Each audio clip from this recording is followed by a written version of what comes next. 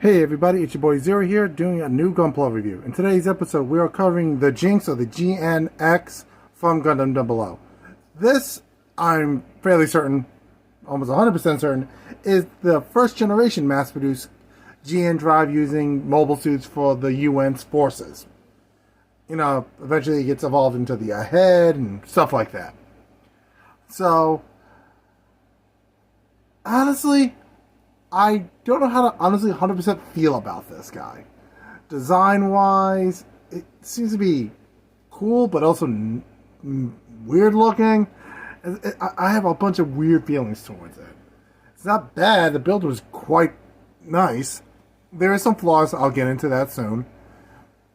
But also, the color is kind of weird to me because part of it's dark red and the other part is bone white.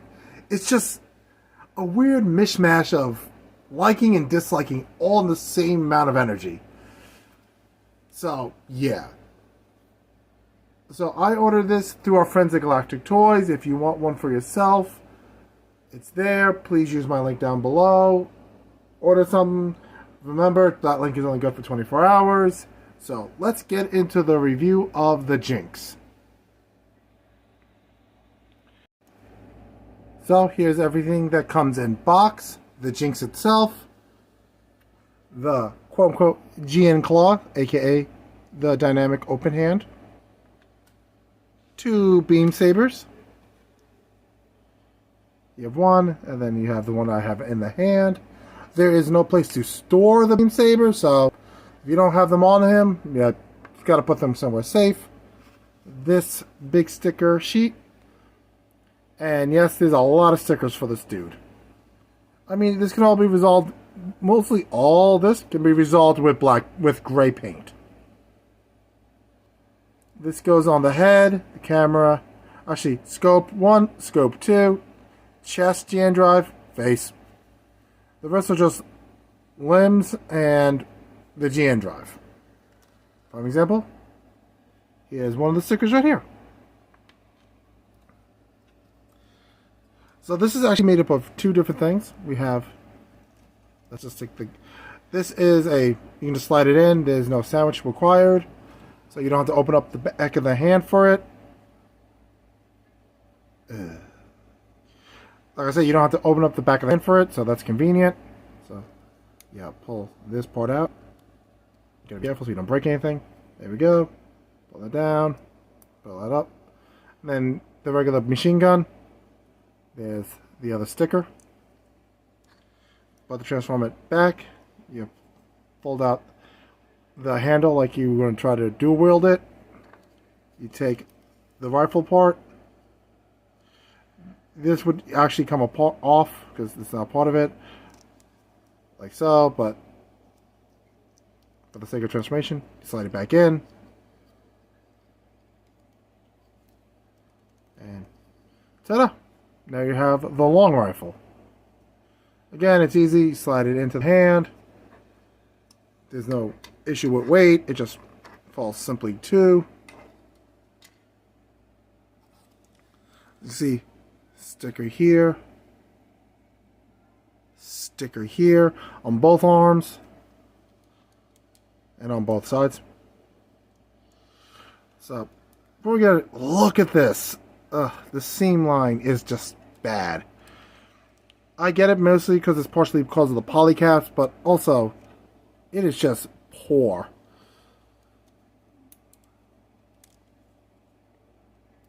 Like, I am constantly afraid that the arm is going to split open on me.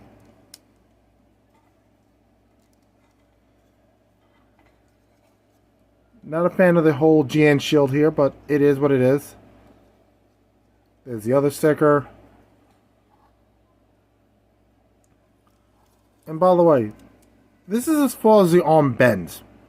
This is like old school build, like bad. Like, I was hoping that the arm would bend a little bit more, but no. And yeah, that's as high as the arm could go without you popping off part of the chest.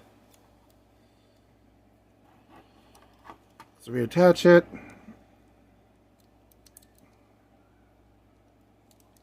There you go, and there. There you go.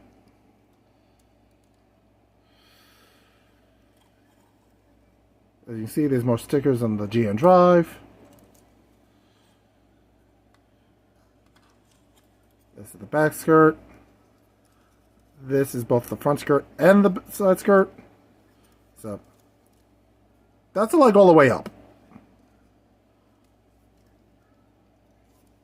Like all the way back.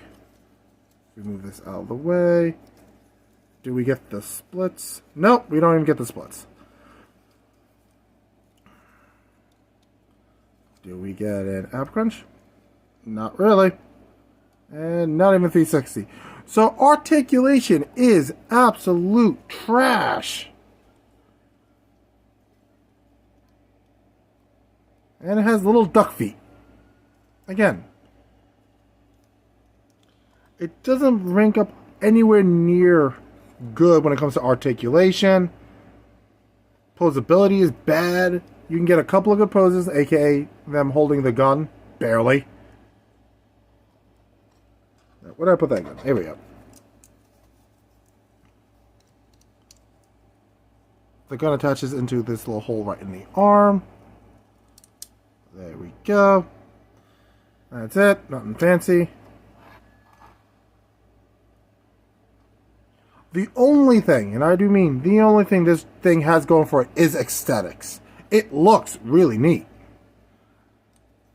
Don't get me wrong, it's not as cool as, say, any of the Gundams from that series. Or certain Gordon suits from different universes. But this is a moderately cool suit. Let's see if I can get the shield back in this time. Nope, now it's fighting me. Yay. This is going to be one of these videos, isn't it? You know, you can stay off until I do the summary. Again, there's no place to put the beam sabers. So, put that to the side. As you can see, the hands are ball joints, so it's easy to swap limbs. And, I'm sorry, the color set still bothers me because look at that. Gray, then it's white. White, white, white, white. It's like, and I smack the camera with the gun. But I do not like this. It's like, I wish it was all one color for the sake, or the white was more splashed in to make it balanced, because it literally goes dark gray, very dark gray, borderline on black, to snow white from the waist down. Or parts of light gray and black in between. If the whole suit was like the bottom half colors, I would enjoy it, but it's not. But that's just my gripe. Let's get to the summary and wrap up the review. Okay, so all in all, the Jinx, it's not bad enough for me to say not to get it, but it's not great enough for me to say, yes, this is an instant get. This is really a definitely, if you like it, kind of buy. This is, if you enjoy Gundam 00 and you like the different kind of style suits they had, and you like the aesthetic of the Jinx, then yes, I fully support you buying this. It looks really cool. But aside from that, this, in my opinion, isn't really a great kit, but not a bad kit. Like I said, it's not bad enough for me to say don't touch it, but it's not good enough for me to say, yo, you definitely need to buy this. You know, this is really, again, just a personal choice situation. It's not bad enough to be hated, but not good enough to be loved. Right in the middle. To be like, oh, you need to get this, or you haven't been a gunpla builder. It's not. It's really now, this is just purely based on taste. It's not good. It's not bad. It's okay.